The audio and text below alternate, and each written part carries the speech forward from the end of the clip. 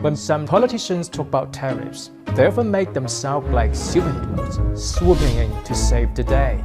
You're going to get balanced trade by having large tariffs. We are putting America first. Called tariffs the most beautiful word in the dictionary. But do tariffs really work that way?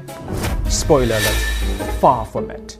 Let's take a trip back to 2002, when the US steel industry wasn't doing so hot. President George W. Bush decided to step in with a bold move, slap tariffs as high as 30% on imported steel. Imports were severely affecting our industry, had a negative impact, and therefore provide temporary relief so that the industry could restructure itself. Bush's goal: protect American jobs, give steelmakers a breath, and, let's be real, win some votes in steel-heavy swing states. But here's what happened instead. Steel prices shot up. Suddenly, everything that needed steel, from cars to washing machines, got way more expensive.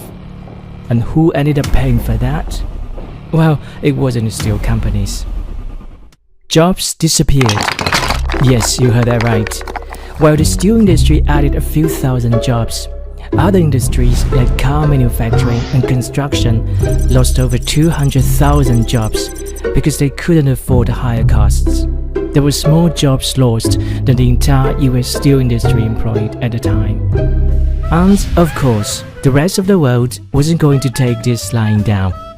The European Union, for example, threatened retaliatory tariffs on US products like Florida oranges and Harley-Davidson motorcycles.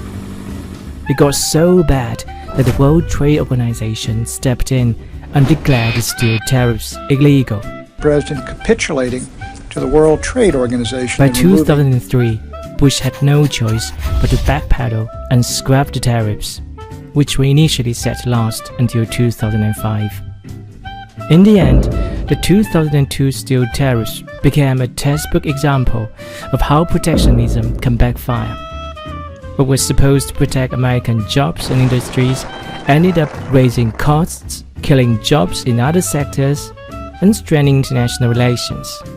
So the next time someone claims that tariffs will save the day, just remember, sometimes the purported cure is worse than the disease.